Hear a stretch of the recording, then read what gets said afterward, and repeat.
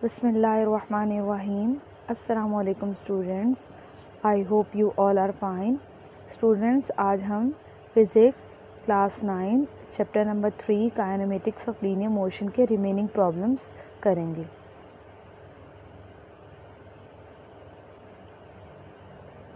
Problem number 3.10. A stone is dropped from the top of a tower, takes 5 seconds to reach the ground. Calculate the height of the tower. Take g is equal to 10 metre पर second square.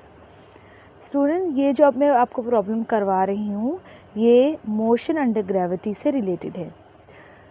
Problem ये है कि एक stone जो है उसको drop किया है टॉप ऑफ अ टावर से. टावर के टॉप से स्टोन को ड्रॉप किया है और स्टोन ने ग्राउंड तक पहुँचने के लिए 5 सेकेंड जो है वो लिए हैं और हमें जो है वो फाइंड आउट करना है हाइट ऑफ द टावर और ग्रेविटी की वैल्यू दी है 10 मीटर पर second square.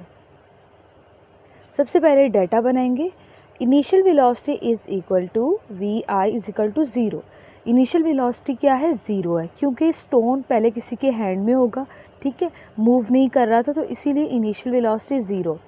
Time taken t is equal to 5 second. Acceleration due to gravity g is equal to 10 metre पर सेकेंड स्क्वायर. अब यहाँ पर हम ग्रेविटी की वैल्यू जो है वो पॉजिटिव में ले रहे हैं क्योंकि स्टोन जो है वो टूवर्ड द ग्राउंड आ रहा है, ठीक है, डाउनवर्ड उसकी मोशन है, इसीलिए हम जो स्टोन की ग्रेविटी है उसको पॉजिटिव में लेंगे. Height of the tower s is equal to h is equal to question mark. Height of the tower जो है वो फाइंड आउट करना है. Second equation of motion put करेंगे. s की जगह h लिखेंगे. h is equal to V I T plus half G T square.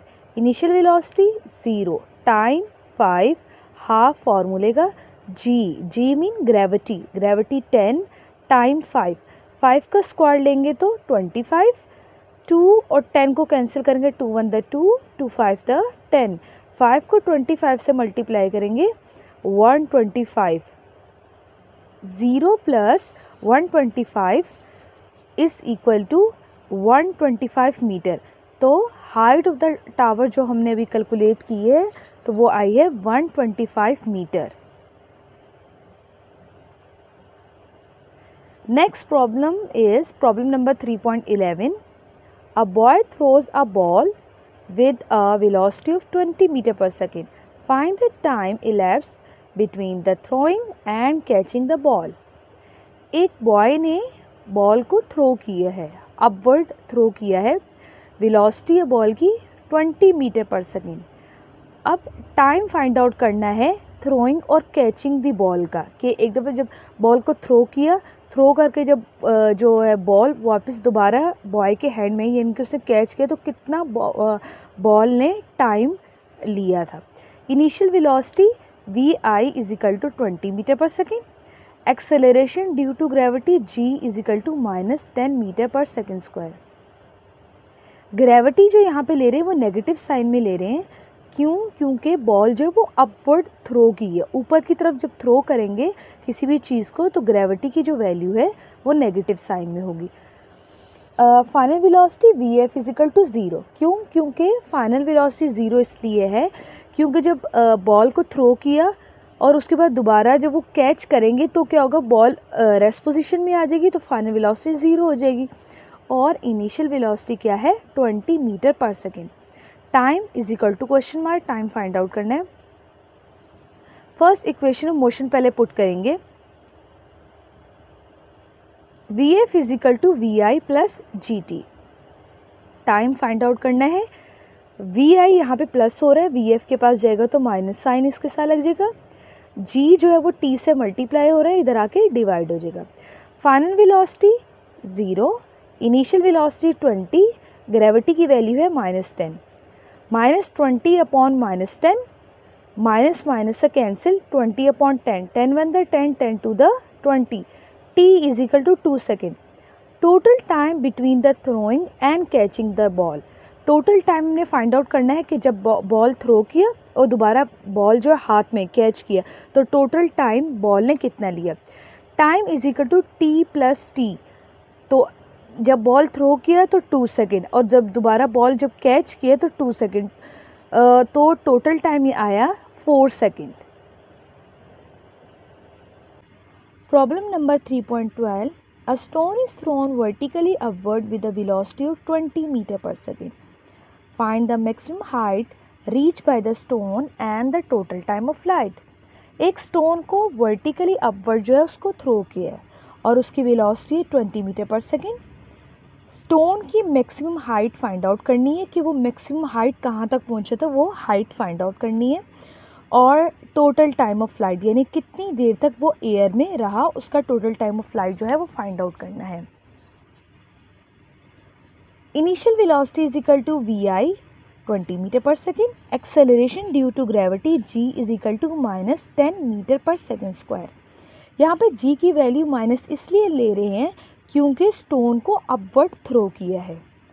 Final velocity V F is equal to 0, क्योंकि जब स्टोन जो है उसको अपवर्ड थ्रो करेंगे तो वो दोबारा वापस भी नीचे आएगा, तो क्या हो जाएगी फाइनल वेलोसिटी 0, क्योंकि किसी के हैंड में होगा या फिर वो ज़मीन पर आ जाएगा तो वो रेस्ट पोजीशन में हो जाएगा, तो final velocity 0।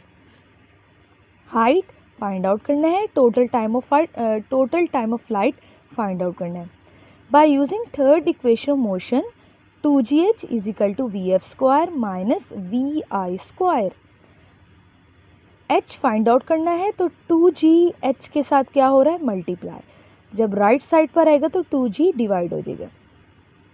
Final velocity 0, initial velocity 20, g की वैल्यू है g यानी कि ग्रेविटी -10, 20 का जब स्क्वायर लेंगे आंसर इज़ 400, 10 को 2 से मल्टीप्लाई करेंगे 20, -400 अपॉन -20 आपस में कैंसिल आउट होंगे, आंसर इज़ 20 मीटर। तो मैक्सिमम हाइट फाइंड आउट की हमने, तो h is equal to 20 metre. अब हम first equation of motion put करेंगे, t is equal to V F minus V I upon A. Final velocity 0, initial velocity 20, acceleration 10, -20 upon -10 आपस में cancel होंगे, time t is equal to 2 second. Total time of flight का formula होता है T U plus T D. T U upward time, T D downward time. Upward time यानी कि जब stone को अपवर्ड थ्रो किया तो वो अपवर्ड टाइम, उसके बाद स्टोन मैक्सिमम हाइट के बाद दोबारा वो डाउनवर्ड आएगा तो उसने जितना टाइम गेन किया, अटेन किया, तो वो डाउनवर्ड टाइम होगा। Upward time 2, downward time 2, 2 + 2 answer is 4 second. Total time of flight of stone is t is equal to 4 second. Next problem number 3.13, a stone is drop from a height of 40 metre. एक stone को 40 metre की height से drop किया गया, नीचे फेंका गया। How much time will it take to reach the ground. Ground तक पहुंचने के लिए उसने कितना टाइम जो है वो लिया है। With what velocity will it strike the ground, और जब ग्राउंड के साथ जब उसने स्ट्राइक किया था उस टाइम उसकी वेलोसिटी कितनी थी, कितनी वेलोसिटी के साथ आके उसने ग्राउंड के साथ स्ट्राइक किया, टकराया था। Initial velocity V I is equal to 0, क्योंकि स्टोन किसी के हैंड में था तो इनिशियल वेलोसिटी जो है वो स्टोन की 0 होगी, मतलब स्टोन रेस्ट पोजीशन में था। Height of tower h is equal to 40 metre. Acceleration due to gravity g is equal to 10 metre पर सेकेंड स्क्वायर। स्टोन की जो ग्रेविटी है, क्योंकि स्टोन डाउनवर्ड में आ रहा है, टूवर्ड द अर्थ आ रहा है, इसीलिए ग्रेविटी जो होगी वो पॉजिटिव मिलेंगे। टाइम फाइंड आउट करना है, फाइनल वेलोसिटी फाइंड आउट करना है। h is equal to V I T plus half G T square. Equation number 2 put करेंगे, h is 40, initial velocity 0, time find out करना है, हाफ मल्टीप्लाई बाय जी की value होगी 10 T square. उसके बाद 2 10 से कैंसिल, 2 यहाँ पे हम लिखेंगे 10 को टी स्क्वायर से मल्टीप्लाई करेंगे, 10 टी स्क्वायर अपॉन 2। फिर उसके बाद जो 2 है वो क्या होगा, 40 से मल्टीप्लाई हो जाएगा, 40 मल्टीप्लाई बाय 2, 10 क्या है वो टी स्क्वायर से मल्टीप्लाई हो रहा है। उसके बाद जब राइट साइड पर आएगा तो 40 मल्टीप्लाई बाय 2 डिवाइडेड बाय 10, 10 और 2 को कैंसिल करेंगे, 10 और 40 को कैंसिल करेंगे, 10 × 10 10 4 द 40, 4 को 2 से मल्टीप्लाई किया, 4 2 the 8, T square is equal to 8।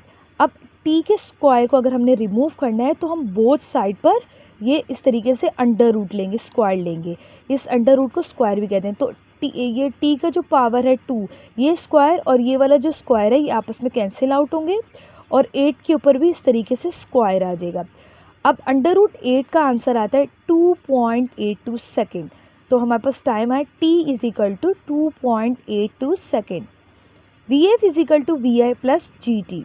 Final velocity find out करने के लिए फर्स्ट इक्वेशन ऑफ मोशन को पुट करेंगे। Initial velocity is 0, gravity 10, time 2.82, 2.82 को 10 से मल्टीप्लाई करेंगे, answer is 28.20। Final velocity is 28.20 metre पर सेकेंड।